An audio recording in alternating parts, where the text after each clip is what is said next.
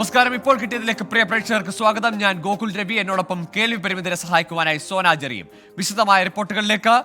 നിയമന നടപടികളിൽ UGC മാനദണ്ഡങ്ങൾ പാലിച്ചില്ലെന്ന് ചൂണ്ടിക്കാട്ടി 2 VC-മാരെ കൂടി ഗവർണർ പുറത്താക്കി. കാലിക്കറ്റ് സർവകലാശാല VC ഡോക്ടർ MK ജയരാജ്, സംസ്കൃത സർവകലാശാല VC ഡോക്ടർ MV നാരായണൻ എന്നിവരെയാണ് പുറത്താക്കിയത്. VA ഗിരീഷ് ചേരുന്നുണ്ട് തിരുവനന്തപുരത്ത് നിന്ന് വിശദാംശങ്ങളുമായി. ഗിരീഷ്, ഈ നടപടികൾ വീണ്ടും സർവകലാശാലകളിൽ നാഥിരില്ലാ കളരിയായി മാറുകയാണ്. സർവകലാശാലകളുടെ തലപ്പത്ത് VC-മാരില്ലാത്ത അവസ്ഥയിലേക്ക് പോകുന്നു.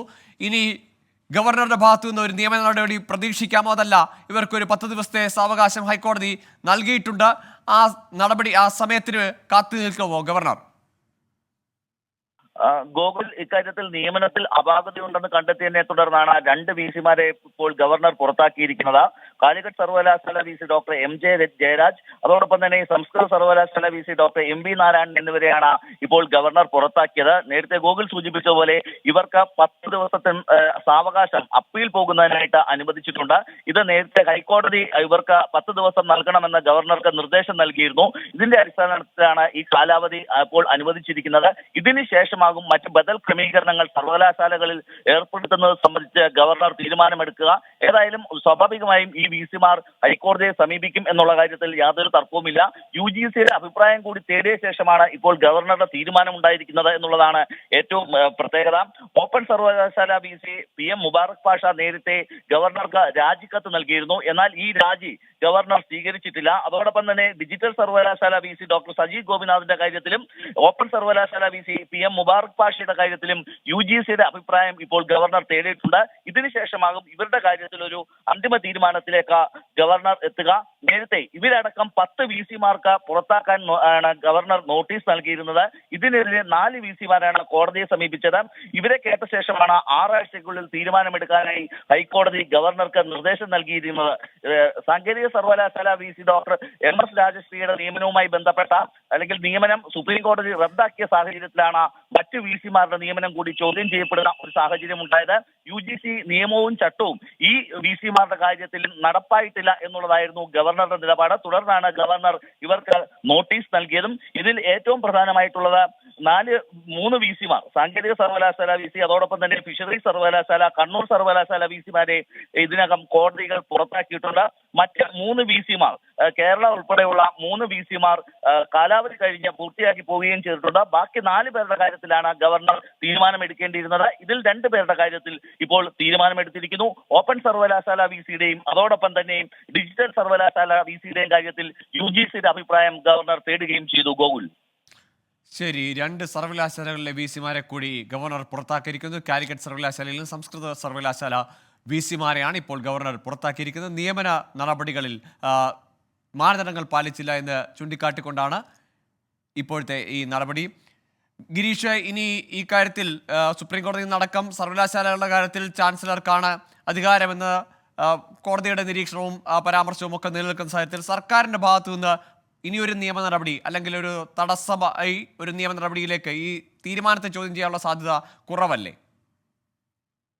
ഗൂഗിൾ, ഇത്തരത്തിൽ ഈ ഗവർണറുടെ തീരുമാനത്തിനെതിരെ അല്ലെങ്കിൽ ചാൻസലറുടെ തീരുമാനത്തിനെതിരെ സർക്കാർ കോടതിയെ സമീപിക്കാനുള്ള സാധ്യത വളരെ കുറവാണ്. കാരണം നേരത്തെ തന്നെ സുപ്രീം കോടതി സാങ്കേതിക സർവകലാശാല VC-യുടെ കാര്യത്തിൽ കടുത്ത നടപടികളാണ് സ്വീകരിച്ചത്. MS രാജശ്രീയെ പുറത്താക്കുന്ന അടക്കമുള്ള നടപടികളിലേക്ക് സുപ്രീം കോടതി കടന്നിരുന്നു. പിന്നീട് ഹൈക്കോടതിയും സമാന രീതിയിൽ തന്നെയാണ് ഈ കേസിനെ നിരീക്ഷിച്ചതും അല്ലെങ്കിൽ ഇതുമായി ബന്ധപ്പെട്ട നടപടികൾ എടുത്തതും. സ്വാഭാവികമായും അതേ ചട്ടങ്ങൾ തന്നെ പാലിച്ചു തന്നെയാണ് ഈ VC-മാർക്കെതിരെയും നടപടിയെടുത്തിരിക്കുന്നത്. അതുകൊണ്ട് തന്നെ ഹൈക്കോടതിയോ സുപ്രീം കോടതിയോ സമീപിച്ചാൽ ഇക്കാര്യത്തിൽ പ്രത്യേകിച്ച് ഗുണമൊന്നും ഉണ്ടാകില്ല എന്നൊരു നിയമോപദേശം സർക്കാരിന് ലഭിച്ചിട്ടുണ്ട്. പക്ഷേ അപ്പോഴും VC-മാർക്ക് 10 ദിവസം അപ്പീൽ നൽകുന്നതിന് വേണ്ടി ഹൈക്കോടതി തന്നെ സമയം അനുവദിച്ചിരിക്കുന്നു.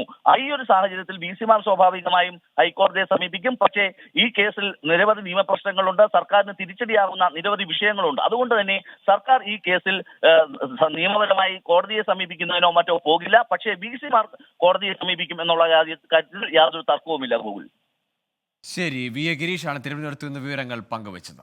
K കരുണാകരന്റെ മകളും KPCC ജനറൽ സെക്രട്ടറിയുമായ പത്മജ വേണുഗോപാൽ BJP-യിലേക്ക്.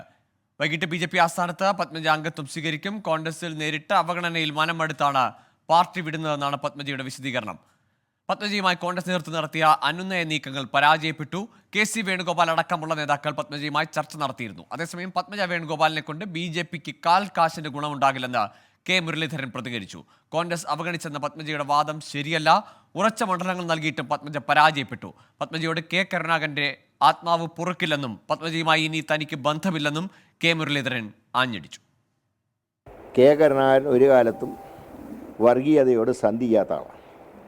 അങ്ങനെയുള്ള കെ കരുണാകരൻ്റെ കുടുംബത്തിൽ നിന്ന് ഒരാളെ BJPക്ക് കിട്ടിയെന്ന് പറയുമ്പോൾ അത് മതേതര വിശ്വാസികളെ സംബന്ധിച്ച് ഏറ്റവും ദുഃഖം നൽകുന്ന ഒരു കാര്യമാണ്. പത്മജയെ എടുത്തുകൊണ്ട് കാശിൻ്റെ ഗുണം BJPക്ക് കേരളത്തിലുണ്ടാവില്ല. എല്ലായിടത്തും BJPയെ ഞങ്ങൾ 3-ാം സ്ഥാനത്തേക്ക് തള്ളും, യാതൊരു സംശയവുമില്ല. ഒരു ഘട്ടത്തിൽ പറഞ്ഞിരുന്നു, വിളിക്കാനൊക്കെ ധാരാളം ആളുണ്ട്, പക്ഷേ നമുക്ക് ഈ പാർട്ടി വിട്ടു പോകാൻ കഴിയില്ലല്ലോ. അച്ഛൻ കഷ്ടപ്പെട്ടുണ്ടാക്കിയ പ്രസ്ഥാനമല്ലേ, അതുകൊണ്ട് നമുക്ക് പോകാൻ കഴിയില്ലല്ലോ എന്ന് പറഞ്ഞ വ്യക്തി എങ്ങനെ ഇത്രയും കടുത്ത തീരുമാനത്തിലേക്ക് പോയി? ഒരു കാരണവശാലും ഇത് അംഗീകരിക്കാൻ കഴിയില്ല. ഇനി ഒരു തരത്തിലുള്ള ബന്ധം. ഡൽഹിയിൽ നിന്ന് നിതിൻ അംബുജനും കൊച്ചിയിൽ നിന്ന് S. ശ്രീകാന്തും ചേരുന്നുണ്ട്. ആദ്യം നിതിൻ അംബുജനിലേക്കാണ്. നിതിൻ, എപ്പോഴാണ് ഔദ്യോഗിക അംഗത്വ സ്വീകരണം? ഗോകുൽ, BJP ദേശീയ ആസ്ഥാനത്ത് ഇപ്പോൾ തന്നെ ഒരു കാര്യം വ്യക്തമാക്കിയിട്ടുണ്ട്. BJP ദേശീയ ആസ്ഥാനത്ത് വൈകിട്ട് 6:30-ക്കാണ് പത്മജ വേണുഗോപാൽ എന്തായാലും ഇപ്പോൾ പാർട്ടിയിലേക്ക് ചേരുമെന്ന് ഇപ്പോൾ വ്യക്തമായിരിക്കുന്നത്. കാരണം BJP ദേശീയ ആസ്ഥാനത്തും ഇതുമായി ബന്ധപ്പെട്ട സന്ദേശം ഇതിനകം തന്നെ ലഭിച്ചിട്ടുണ്ട്. ഒരു പ്രധാനപ്പെട്ട നേതാവ് BJPയിലേക്ക് 6:30-ക്ക് ജോയിൻ ചെയ്യും എന്നാണ് ഇപ്പോൾ അറിയിച്ചിരിക്കുന്നത്. പത്മജ വേണുഗോപാൽ തന്നെയാണ് BJP ഇപ്പോൾ ഈ പാർട്ടിയിലേക്ക് കൊണ്ടുവരുന്ന ഏറ്റവും പ്രധാനപ്പെട്ട നേതാവ്. നമുക്കറിയാം, കഴിഞ്ഞ ഏതാനും മണിക്കൂറുകളായി BJPയിലേക്ക് ചേരുമെന്ന ഒരു റിപ്പോർട്ടുകൾ ഉണ്ടായിരുന്നു. വൈകിട്ട് 5 മണിക്ക് തന്നെ BJP അംഗത്വം സ്വീകരിക്കുമെന്നായിരുന്നു നേരത്തെ പുറത്തു വന്ന വിവരം. പക്ഷേ ഇപ്പോൾ അത് 6:30-ക്കാണ് ഇപ്പോൾ BJP ആസ്ഥാനത്ത് വെച്ച് പത്മജ വേണുഗോപാൽ ഔദ്യോഗികമായി തന്നെ BJPയുടെ ഭാഗമാവുക. JP നദ്ദയായിരിക്കും BJPയിലേക്ക് അംഗത്വം നൽകുക. നേരത്തെ 11 മണിക്കായിരുന്നു നിശ്ചയിച്ചെങ്കിലും പിന്നീട് JP നദ്ദ പല പരിപാടികൾക്കായി ഡൽഹിക്ക് പുറത്തായിരുന്നു. വൈകിട്ട് 5 മണിയോട് തന്നെ ഡൽഹിയിലെത്തുന്ന JP നദ്ദ 6:30-ക്ക് BJP ആസ്ഥാനത്ത് വെച്ച് പത്മജ വേണുഗോപാലിന് അംഗത്വം നൽകും. എന്തായാലും വളരെ പ്രധാനപ്പെട്ട ഒരു കാര്യം തന്നെയാണ്. കാരണം കഴിഞ്ഞ ഏതാനും ദിവസങ്ങളായി തന്നെ പത്മജ വേണുഗോപാൽ BJP നേതൃത്വവുമായി ചർച്ച നടത്തി. ഇന്നലെ JP നദ്ദയുമായി കൂടിക്കാഴ്ച നടത്തിയിരുന്നു. ഇതിനു പിന്നാലെയാണ് ഇപ്പോൾ BJPയിലേക്ക് പോകുവാൻ തീരുമാനിച്ചിരിക്കുന്നത്. കോൺഗ്രസ് കനത്ത തിരിച്ചടി. ആ ഒരു സാഹചര്യത്തിൽ ലോക്സഭാ തെരഞ്ഞെടുപ്പിൽ എങ്ങനെ പത്മജ വേണുഗോപാലിനെ BJP പരിഗണിക്കും എന്നതും ഒരു ചോദ്യമാണ്. ഒരുപക്ഷെ ചാലക്കുടി സീറ്റോ അല്ലെങ്കിൽ എറണാകുളം സീറ്റോ പരിഗണിച്ചേക്കാം. അതുമല്ലെങ്കിൽ ഒരുപക്ഷെ രാജ്യസഭയിലേക്കോ അല്ലെങ്കിൽ മറ്റെന്തെങ്കിലും തരത്തിലൊരു പദവി പത്മജ വേണുഗോപാൽ നൽകുമോ? ഏതായാലും 6:30-ക്ക് പത്മജ വേണുഗോപാൽ BJP അംഗത്വം സ്വീകരിക്കുമെന്നാണ് ഏറ്റവും ഒടുവിൽ വരുന്ന വിവരം. BJP ആസ്ഥാനത്ത് അതിനുള്ള സന്ദേശം ലഭിച്ചിരിക്കുന്നു. JP നദ്ദയിൽ നിന്നായിരിക്കും അംഗത്വം സ്വീകരിക്കുക. ഇന്നലെ ഈ വാർത്ത പുറത്തു വന്നത് മുതൽ ഇതുവരെയും പത്മജ വേണുഗോപാൽ മാധ്യമങ്ങൾക്ക് മുന്നിൽ എത്തിയിട്ടില്ല. ചില ശബ്ദ സന്ദേശങ്ങൾ, ടെലിഫോൺ പ്രതികരണം മാത്രമാണ് ഇതുവരെ ലഭിച്ചത്. ഏതായാലും എന്തുകൊണ്ട് പാർട്ടി വിടുന്നു എന്നടക്കമുള്ള കാര്യങ്ങളിലുള്ള ചോദ്യങ്ങൾക്കുള്ള മറുപടി ഉൾപ്പെടെ പ്രതീക്ഷിക്കുന്നുണ്ട്. S. ശ്രീകാന്ത് കൂടി ചേരുന്നുണ്ട് കൊച്ചിയിൽ നിന്ന്. ശ്രീകാന്ത്, BJP സംസ്ഥാന നേതൃത്വത്തിന്റെ അറിവില്ലാതെ അല്ലെങ്കിൽ അവർക്ക് മുൻ ഒരു അറിവോ നിർദ്ദേശമോ സന്ദേശമോ ഒന്നുമില്ലാതെ ദേശീയ നേതൃത്വം നേരിട്ട് നടത്തിയ ഒരു ഓപ്പറേഷൻ എന്നാണ് അറിയുന്നത്. ഏതായാലും സംസ്ഥാനത്ത് വലിയ കോളിളക്കം, തെരഞ്ഞെടുപ്പ് കാലത്ത് സൃഷ്ടിക്കാൻ പോകുന്ന ഒരു തീരുമാനം, ഒരു പാർട്ടിയിലേക്കുള്ള ഒരു അംഗത്വമായിരിക്കില്ലേ പത്മജ വേണുഗോപാലിൻ്റെ? ഒപ്പം പല മണ്ഡലങ്ങളിലെയും സ്ഥാനാർത്ഥി നിർണയത്തിൽ പോലും ഈ പത്മജ വേണുഗോപാലിൻ്റെ BJPയിലേക്കുള്ള കടന്നുവരവ് സ്വാധീനിക്കില്ലേ?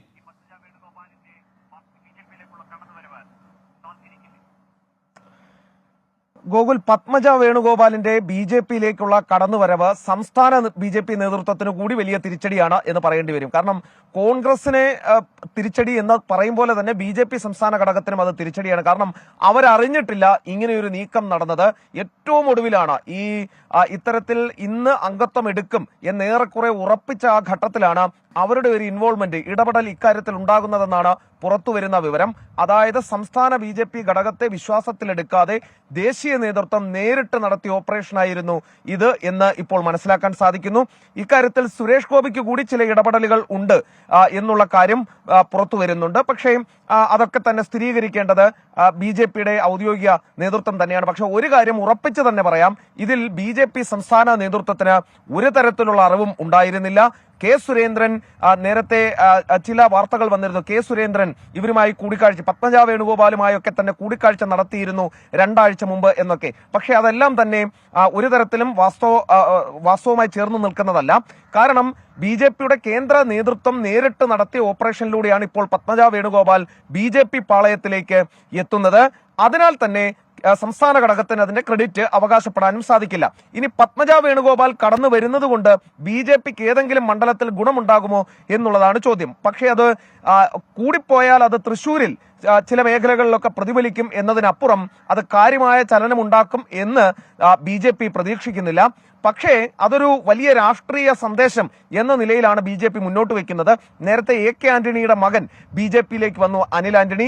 തൊട്ടു പിന്നാലെ കേരളത്തിലെ കോൺഗ്രസിന്റെ കരുത്തനായ K കരുണാകരന്റെ മകൾ കൂടി BJPയിലേക്ക് എത്തുന്നു. തൊട്ടുകൂടായ്മ എന്നൊരു പ്രശ്നം BJP കേരളത്തിൽ ഇപ്പോഴും നേരിടുന്നുണ്ട് എന്നുള്ളതൊരു സത്യസന്ധമായ കാര്യമാണ്. ഒരുപാട് പേർ കടന്നു വരുന്നുണ്ട്, ന്യൂനപക്ഷ വിഭാഗത്തിൽ നിന്നടക്കം ആളുകൾ വരുന്നുണ്ടെങ്കിൽ പോലും കുറച്ചധികം ജനപ്രീതിയുള്ള ആളുകളാൽ സ്വീകരിക്കപ്പെട്ട പ്രബലരായ ആരും വരുന്നില്ല എന്നുള്ളത് BJPയെ സംബന്ധിച്ചിടത്തോളം വലിയ തിരിച്ചടിയായിരുന്നു. അതിന് വെക്കുന്ന ഒരു പ്രതിരോധം എന്ന രീതിയിൽ പത്മജ വേണുഗോപാലിന്റെ വരവിനെ കാണാം. ആ തൊട്ടുകൂടായ്മ എന്നുള്ള കാര്യം ഒഴിവാക്കി കിട്ടാനും സാധിക്കും എന്ന് BJP കണക്കുകൂട്ടുന്നു. ആ രീതിയിൽ അതിനെ കാണാം. തൃശ്ശൂരിൽ സുരേഷ് ഗോപിക്ക് ചില മേഖലകളിലൊക്കെ തന്നെ ഗുണം ചെയ്തേക്കും ഈ വരവ് എന്നും നമുക്ക് കരുതാം. തീർച്ചയായും വലിയ അണികളുടെ പിന്തുണയുള്ള ഒരു നേതാവ് എന്ന നിലയ്ക്കൊന്നുമല്ല പത്മജ വേണുഗോപാലിനെ BJPയിലേക്ക് എത്തിക്കുന്നത്. പക്ഷേ അതിനപ്പുറത്ത് ഈ തെരഞ്ഞെടുപ്പ് കാലത്ത് കോൺഗ്രസിനെ പ്രതിരോധത്തിലാക്കുന്നത് തന്നെയാണ് പത്മജ വേണുഗോപാലിന്റെ BJPയിലേക്കുള്ള പോക്ക്. ഒപ്പം കോൺഗ്രസിന് മതേതരത്വ ക്രെഡൻഷ്യൽ ഉൾപ്പെടെ ചോദ്യം ചെയ്യുന്ന തരത്തിലേക്ക് അല്ലെങ്കിൽ BJPയിലേക്ക് ആരും എപ്പോഴും പോകാം എന്ന CPMന്റെ ആരോപണം അവർ കൂടുതൽ ശക്തമായി ഉന്നയിക്കുമ്പോൾ പല മണ്ഡലങ്ങളിലും അത് സ്വാധീനിച്ചേക്കാം. ഏതായാലും BJPയുടെ ഏറ്റവും പ്രധാനപ്പെട്ട ഒരു സർജിക്കൽ സ്ട്രൈക്ക് നീക്കമായി പത്മജ വേണുഗോപാലിനെ BJPയിലെത്തിക്കുന്ന ഈ നീക്കത്തെ ഈ തെരഞ്ഞെടുപ്പ് കാലത്ത് വിലയിരുത്തപ്പെടുകയാണ്. ശ്രീകാന്തും നിതിൻ അംബുജനുമാണ് വിവരങ്ങൾ നൽകിയത്. വിപ്പ് ലംഘിച്ചെന്നാരോപിച്ച മൂവാറ്റുപുഴ മുനിസിപ്പാലിറ്റിയിലെ കൗൺസിലറെ തെരഞ്ഞെടുപ്പ് കമ്മീഷൻ അയോഗ്യയാക്കി.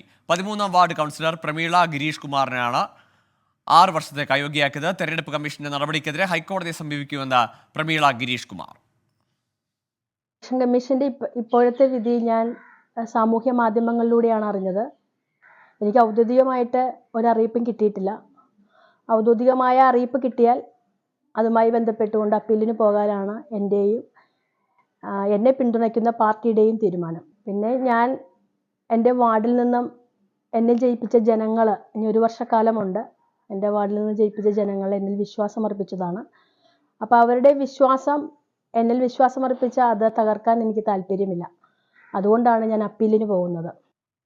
അശ്വിൻ പാലാഴിയുണ്ട് വിവരങ്ങളുമായി. അശ്വിൻ, ഏത് പാർട്ടിയുടെ ഭാഗമായാണ് ഇവർ വിജയിച്ചത്? ഇപ്പോൾ ഈ വിപ്പ് ലംഘനം എന്നത് ഏത് ഘട്ടത്തിലാണ് സംഭവിച്ചത്? ഗൂഗിൾ 2020 തെരഞ്ഞെടുപ്പിൽ UDF സ്ഥാനാർത്ഥിയായാണ് പ്രമീള ഗിരീഷ് കുമാർ മൂവാറ്റുപുഴ നഗരസഭയിലെ 13ാം വാർഡിൽ നിന്ന് വിജയിക്കുന്നത്. പിന്നീട് തുടർച്ചയായി 3 വട്ടം പാർട്ടി വിപ്പ് ലംഘിക്കുകയും UDFൽ നിന്ന് കൂറുമാറി LDFനൊപ്പം ചേരുകയും ചെയ്തു. ഈ നടപടികൾക്കെതിരെയാണ് നഗരസഭാ ചെയർമാൻ PP എൽദോസ് തെരഞ്ഞെടുപ്പ് കമ്മീഷനെ സമീപിച്ചത്. ഇതുകൂടാതെ UDF നൽകിയ 2 പരാതികളും തെരഞ്ഞെടുപ്പ് കമ്മീഷന്റെ മുന്നിലുണ്ടായിരുന്നു. ഈ പരാതികളുടെ അടിസ്ഥാനത്തിലാണ് 6 വർഷത്തേക്ക് പ്രമീള ഗിരീഷ് കുമാറിനെ അയോഗ്യയാക്കിക്കൊണ്ട് തെരഞ്ഞെടുപ്പ് കമ്മീഷൻ ഉത്തരവിറക്കിയത്. ഇതോടെ വരുന്ന 6 വർഷത്തേക്ക് ഒരു തെരഞ്ഞെടുപ്പിൽ പോലും മത്സരിക്കാനാകുന്ന ഒരു സാഹചര്യമില്ല പ്രമീളയ്ക്ക് എന്നുള്ളതാണ് ഏറ്റവും പ്രധാനപ്പെട്ട കാര്യം. എന്തായാലും ഈ നടപടിയെ ആഹ്ലാദം പ്രകടിപ്പിച്ചുകൊണ്ട് നഗരസഭയിൽ UDFന്റെ ആഹ്ലാദ പ്രകടനമുണ്ടായിരുന്നു. ഈ അയോഗ്യതയെ ചോദ്യം ചെയ്തുകൊണ്ട് ഹൈക്കോടതിയെ സമീപിക്കാനാണ് പ്രമീള ഗിരീഷ് കുമാറിന്റെ നിലവിലെ തീരുമാനം. ശരി, മൂവാറ്റുപുഴ മുനിസിപ്പാലിറ്റിയിലെ UDF കൗൺസിലറായി തെരഞ്ഞെടുക്കപ്പെട്ട പ്രമീളയാണ് ഇപ്പോൾ അയോഗ്യയാക്കിയിരിക്കുന്നത്. 6 വർഷത്തേക്കാണ് തെരഞ്ഞെടുപ്പ് കമ്മീഷന്റെ അയോഗ്യത. UDFന്റെ വിപ്പ് ലംഘിച്ചതിനാണ് ഇപ്പോഴത്തെ നടപടി. അശ്വിൻ പാലാഴിയാണ് വിവരങ്ങൾ പങ്കുവച്ചത്. ഇനി നോക്കാം ഇപ്പോഴത്തെ കാലാവസ്ഥ. സമർപ്പിക്കുന്നത് Berger paints 100 years of trust.